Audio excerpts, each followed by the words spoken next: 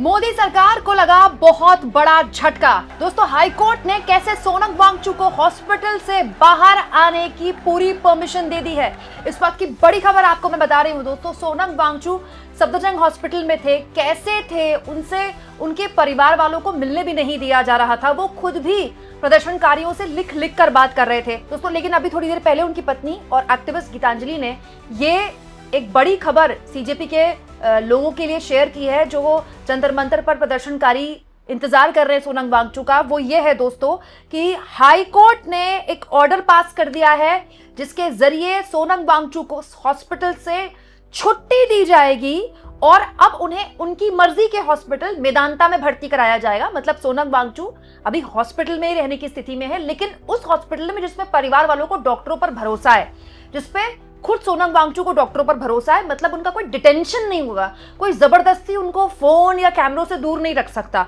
इसके अलावा उन्होंने इसके लिए, दोस्तों सोनम की पत्नी ने इसके लिए कपिल सिब्बल को शुक्रिया कहा है और बाहुली शर्मा और उनकी टीम, जो कि इस पूरे मामले में कोर्ट में वकील के तौर पर, अधिवक्ता के तौर पर खड़े थे। दोस्तों, यहां मैं आपको याद दिला दूं, ये ठीक इस प्रदर्शन के अगले दिन की खबर है। इससे पहले भी दिल्ली हाई कोर्ट गई है गीतांजलि अपने पति के लिए, लेकिन तब दिल्ली हाई कोर्ट ने कोई राहत नहीं दी गीतांजलि को, और ये भी पिछले हफ्ते की खबर है। ऐसा नहीं है कि 10 दिन पुरानी बात है। लेकिन दोस्तों, वक्त के साथ साथ हालात ऐसे बदले कि सोनम वांगचुक को बड़ी राहत दे दी है दिल्ली हाई कोर्ट ने, उसी हाई कोर्ट ने जिसने फिलहाल राहत देने से मना कर दिया था। ये बहुत बड़ा झटका है दोस्तों सरकार के लिए। क्यों? क्योंकि सरकार ने ऑन रिकॉर्ड बोला था हाई कोर्ट में कि सोनम वांगचुक की तबीयत के लिए जो भी ठीक होगा हम करेंगे, और यही बोलकर दिन में उनको उठा लिया गया। सुबह सुबह इनफैक्ट उठा लिया गया, सफेद चादर में छुपाकर उठाया गया। उसके बाद उस हॉस्पिटल में भर्ती कराया जिस हॉस्पिटल में सरकार की मर्जी थी। उसके बाद परिवार वालों का कहना था, उनकी पत्नी का कहना था कि उनके मोबाइल रख लिए गए हैं, उनसे मिलने नहीं दिया जा रहा है। मतलब सोनम वांगचुक का प्रदर्शनकारियों से पूरा कट ऑफ हो गया। लेकिन सोनम हाथ से लिख लिख कर जो मैसेज था प्रदर्शनकारियों को भेजते रहे। इस बीच में खबर आई कि सोनम ने खुद ही कहा कि जिस दिन मार्च है उस दिन ये खबर आई, उसके एक दिन पहले खबर आ गई कि वो अपना अनशन तोड़ने के लिए तैयार है, क्योंकि उनकी तबीयत बहुत बिगड़ गई थी। लेकिन जब प्रदर्शनकारियों पर पुलिस ने बर्बरता की, उसके बाद सोनम ने कहा कि अब मैं अपना अनशन नहीं तोड़ूंगा, ये मैं किसी हाल बर्दाश्त नहीं कर सकता। आज सोनम के अनशन का 24वां दिन है दोस्तों, 24वां दिन। मेरे तो ये समझ नहीं आ रहा, 24 घंटे भी अगर हम बिना खाने के रहें, सिर्फ पानी के, तो हमारी तो हालत खराब हो जाएगी। बीपी, शुगर, पता नहीं क्या क्या ऊपर नीचे हो जाएगा, सर में दर्द हो जाएगा, बात करने की इच्छा नहीं होती किसी से। 2-3 दिन में तो हालत ही खराब हो जाती है। ये कैसे लोग हैं, किस मिट्टी के लोग बने, इनका आत्मबल इतना तगड़ा कैसे है? 24 दिन से किसी आदमी ने कुछ खाया नहीं है।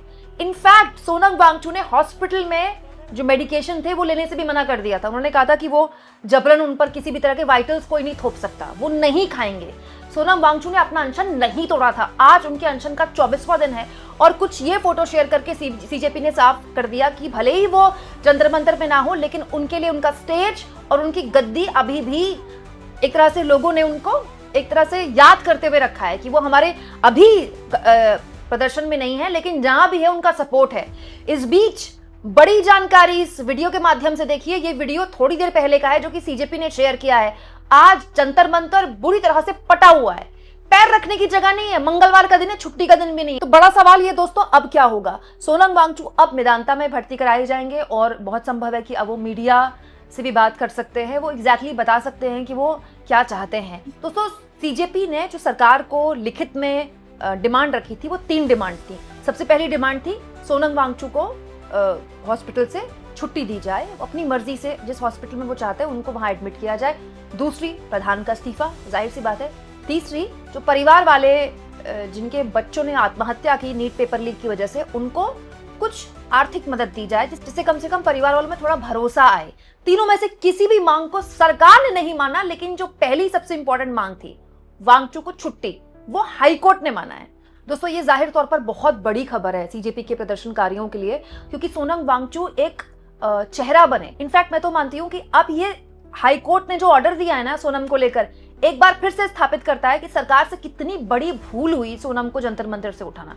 भाई, सोनम की अगर तबीयत बिगड़ रही थी तो उनको डॉक्टर्स लगातार एग्जामिन कर रहे थे। इनफैक्ट सोनम ने खुद लिख कर दिया था, बीजेपी आईटी सेल के मुखिया ने शेयर किया था, उन्होंने खुद लिख कर दिया था कि वो सरकारी डॉक्टर से जांच कराने को तैयार है। 13 तारीख को देखिए उन्होंने लिख के दिया था, 13 जुलाई को। तो वो सरकारी डॉक्टर से भी जांच करवा रहे थे।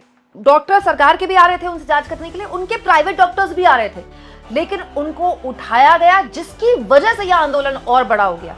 सोनम वांगचू अगर उठवाए ना जाते तो इतनी भीड़ ना आती, शायद मार्च इस तरह से हो भी नहीं पाता। लेकिन सरकार ने एक तो मिसकैलकुलेट किया कि सोनम को उठवा लेंगे तो शायद प्रदर्शन हल्का पड़ जाएगा। दूसरा, सफदरजंग हॉस्पिटल को ऐसे बना दिया जैसे वो कोई किला हो। आज ही मैंने आपको एक खबर दिखाई दोस्तों कि जिस हॉस्पिटल में, यानी कि सफदरजंग हॉस्पिटल में सोनम वांगचू एडमिट थे, वहां के जो रेसिडेंट डॉक्टर्स हैं उनके एसोसिएशन ने लिखित में प्रेसिडेंट से शिकायत कर दी, राष्ट्रपति से शिकायत कर दी कि ये हॉस्पिटल है, ये कोई लॉ इन्फोर्समेंट की जगह है, ये कोई ऐसी जगह थोड़ी है जहां आप कानून का पालन करवा सकते हैं। ये हॉस्पिटल है, यहाँ पर पेशेंट्स को आने और जाने की पूरी स्वतंत्रता मिलनी चाहिए। सोनम वांगचू कहाँ हॉस्पिटल, किस हॉस्पिटल में इलाज कराएंगे नहीं कराएंगे, ये उनका पूरा अधिकार है और ये अधिकार संविधान उनको देता है। इनफैक्ट यहाँ पर सफदरजंग हॉस्पिटल के डॉक्टर्स ने भी और एम्स हॉस्पिटल के डॉक्टर्स की जो रेसिडेंट डॉक्टर्स की एसोसिएशन है, दोनों ने राष्ट्रपति को चिट्ठी लिखी है कहते हुए कि न केवल सोनम वांगचू को उनकी मर्जी के हॉस्पिटल जाने की इजाजत दी जाए, उनका अधिकार है, बल्कि जिस तरह से स्टूडेंट्स पर लाठीचार्ज किया गया इसकी भी स्वतंत्र जांच हो। और देखिए, कुछ घंटों के अंदर, आज सुबह खबर आई, सफदरजंग हॉस्पिटल के डॉक्टर्स ने लिख कर दिया है कि सोनम वांगचू को जाने दिया जाए। ये कोई तरीका नहीं किसी को रखने का। एम्स के डॉक्टर्स ने लिख के दिया और इधर दिल्ली हाईकोर्ट ने राहत दे दी। हर लिहाज से ये बहुत बड़ी जीत है दोस्तों सीजेपी के लिए। मतलब आप कह सकते हैं जो 3 डिमांड्स है ना, वो एक तो हो गई। अब दूसरी डिमांड है धर्मेंद्र प्रधान का इस्तीफा। मतलब बैक टू स्क्वायर वन। ये आंदोलन जहां से शुरू हुआ था वहीं पर आके टिक गया। भाई, शुरुआत में क्या मांग थी? धर्मेंद्र प्रधान का इस्तीफा। बाद में ये मांग बढ़ी कि परिवार वालों को भी आर्थिक मदद दी जाए। तो अब सोनम वांगचू को उठाए जाने से पहले जो मांग थी, अब प्रदर्शन वहीं पहुंच गया है, आंदोलन वहीं पहुंच गया है। इसमें एड ऑन क्या हुआ है? मार्च हो गया, जिसमें मतलब सैकड़ों की संख्या में युवा आ गए। इतने युवा जिसके बारे में सरकार ने आभास भी नहीं होगा, सरकार ने बिल्कुल अंदाजा भी नहीं लिया होगा। दूसरा, उस मार्च में पुलिस से लाठीचार्ज करवाकर सरकार ने अपनी फजीहत करवा ली। विपक्ष को बैठे बैठाए मुद्दा मिल गया, और ऐसा मुद्दा मिल गया जिसकी वजह से संसद ठप है अलग। सरकार मुंह दिखाने लायक नहीं बची है, सरकार के कोई मंत्री मुंह दिखाने लायक नहीं बचे। प्रधान साहब तो पता नहीं कहां हैं। हालत यह कि प्रधान साहब के घर के बाहर की सुरक्षा बढ़ानी पड़ रही है। उनके घर के बाहर पुलिस को डर लग रहा है कि प्रदर्शनकारी वहां ना आ जाए। सरकार का कोई मंत्री इस पर बात करने को तैयार नहीं है। जेपी नड्डा को चाहे इस चेहरे के साथ ही, लेकिन प्रदर्शनकारियों से बात करनी पड़ी। मतलब आप सोचिए कितना बड़ा ब्लंडर किया सरकार ने, बैक टू बैक। अभी भी वक्त है दोस्तों। सोनम वांगचू ने अभी अनशन तोड़ा नहीं है, 24 दिन बहुत ज्यादा होते हैं। अभी उनके लिए बहुत जरूरी है कि वो अनशन तोड़े, क्योंकि अगर सरकार इस गलतफहमी में है कि सोनम वांगचू को कुछ हो गया उसके बाद कुछ किया जाएगा, तो फिर कहीं ऐसा ना हो कि ब्लंडर ठीक करने का मौका भी ना मिले। सरकार की कोई रीढ़ कमजोर नहीं होती है जनता की डिमांड के आगे झुकने की। प्रधान का इस्तीफा तो होना ही था।